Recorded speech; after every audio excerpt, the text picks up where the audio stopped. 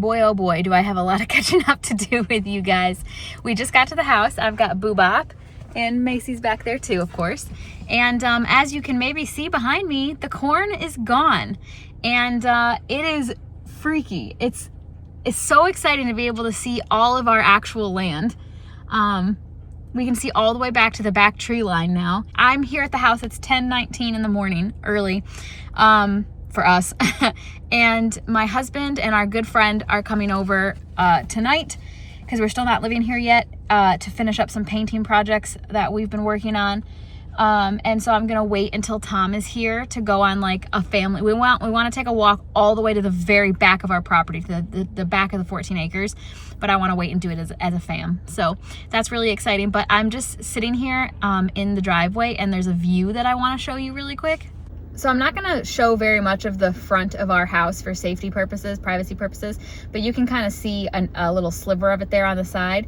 And then you can see the road, and you can see where all of that corn was. And I'm just sitting here like feeling some type of way about it because this side is going to be pasture. This is just a little tiny section of a much bigger parcel where we're going to keep the cows. And so it's just, I don't know, someday I'm gonna pull up into my driveway and look over and see cows grazing in the pasture that we've built, you know? And it's just one step at a time, one thing at a time. It feels so big and overwhelming right now because there's so much we're trying to do, but I still have this big dream inside of me, and it feels so good to be taking even just baby steps towards it. Okay, I'm taking a break, and I've got about 45 minutes until Tom and our friend get here, so I figured I would use this as an opportunity to tell you about what's going on outside. This 12 of the 14 acres that we have here is currently being leased to the brother-in-law of the person we bought this property from. And it was included in our contract and everything that he would be able to finish out his lease. And then we kind of were able to go from there and figure out, decide what we wanted to do with the land. Like, we didn't have to keep leasing it to him. It just went through the end of this season. And now that he has the corn, it's done. The lease is done. And we have been trying to figure out what we wanted to do. Long term, I know that we want to have, like a lot of it planted out in pasture to support the cows and things that we want to do. We want to turn some of it back into just lawn so that we can enjoy it with our friends and family. Some of it's going to be orchard, some of it's going to be garden. So we've got a little bit of a very, very, very rough plan, but none of that just happens on its own. All of that has to be figured out by us. And so that's what I've been trying to think through and trying to figure out. And so I ended up getting his number, and I texted the farmer that was leasing this land, and he stopped over. God forbid I sit down. He stopped over, and we got to chat with him. And so basically he was saying that his obligation to our land ends when he harvests his corn. He's not obligated to come back and like till it or do anything to it. So just the corn stalks being left, all of that corn debris being left is our responsibility.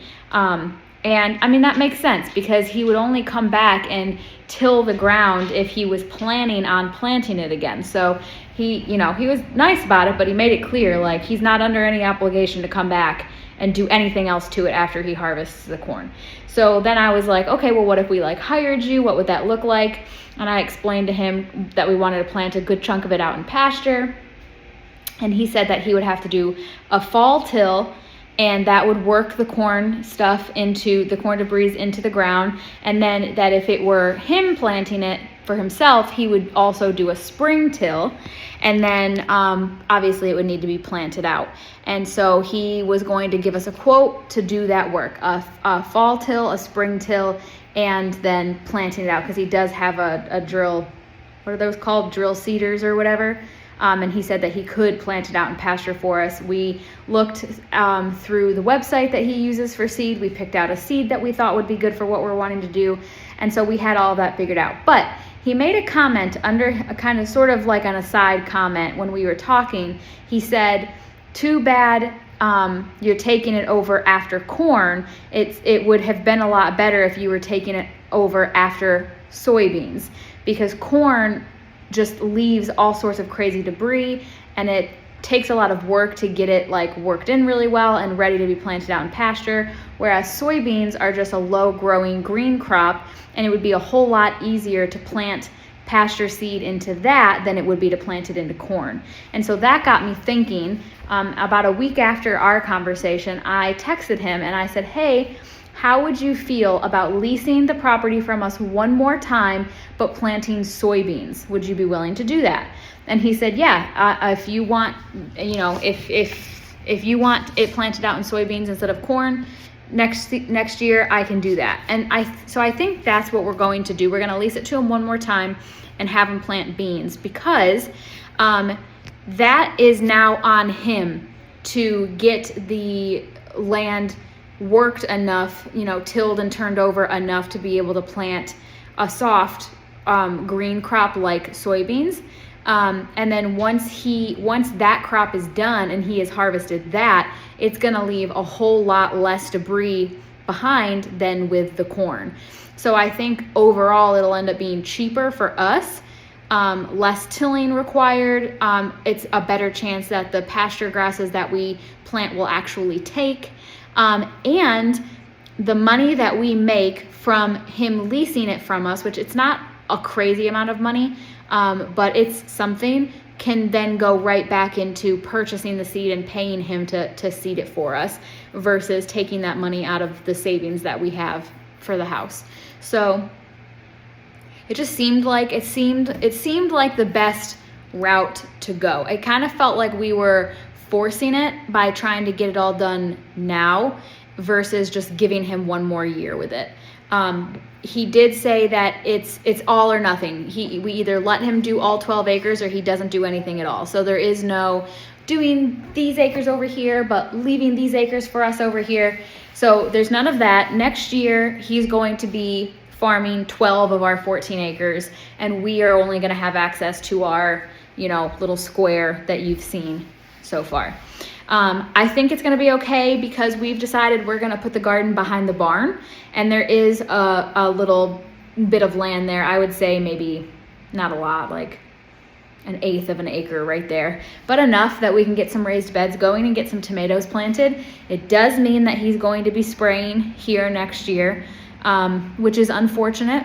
There is no perfect scenario, perfect solution, perfect answer here. So it is what it is. We're just going to have to put up with that one more time. But I think that this is the right move. I think this is the right solution for us. So I just wanted to mention that to you guys, because I've talked about it in other videos and have been kind of thinking about it, praying about it, talking to people about it, reading about it, watching other YouTube videos about it, trying to figure out what the move was. And I think this is the move, because as you're going to see here in a little bit when we go for our walk, I mean, there is heavy corn debris left out here, and I don't want to have to be responsible for that. Like, I'd much rather him work that back in on his own dime than us have to do it on ours. So I think this is the right move. Yeah. We are finally going on our family walk. Where's Ben? Oh. To check out the back of our property. So as you can see, they took the corn, and so we're going to walk all the way to the very back, which the back of our property is train tracks. And so we're going to walk all the way. Yeah, we had a windstorm and it broke. Man, it really did too. Snap it right off, didn't it? We think that is a lilac. Yeah, here we go.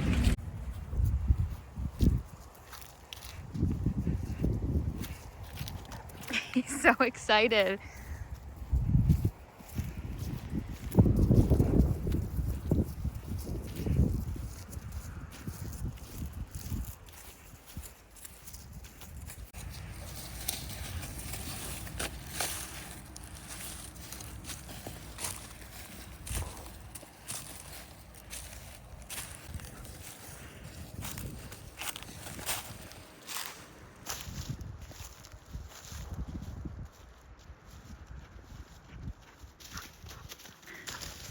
Oh my gosh, it just feels so crazy. That's our barn, that's our house.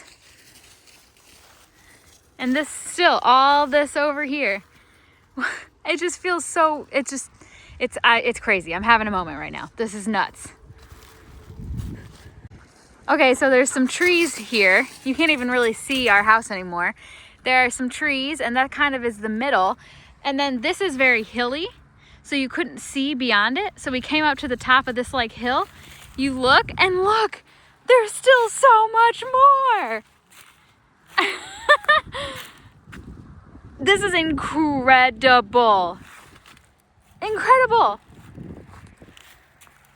Hilly, which is fun for me because you can see like I'm kind of still at the top of the hill and Benny and Tom are like sort of at the bottom of it, and then it goes back up into another little hill there in the direction that they're walking before you get to the railroad tracks. So I've always loved that. I've never wanted my land to be totally flat. I love like the rolling hills concept. This is so cool.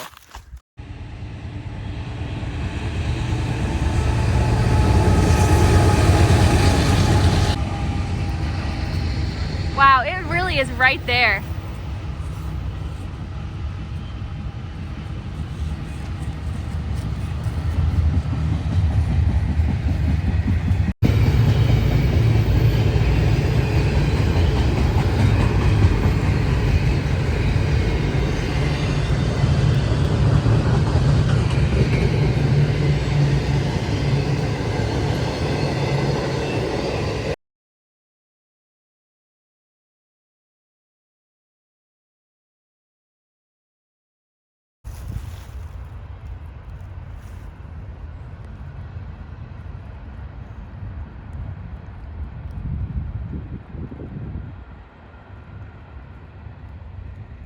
And we're on our way back now. We're almost back to the barn.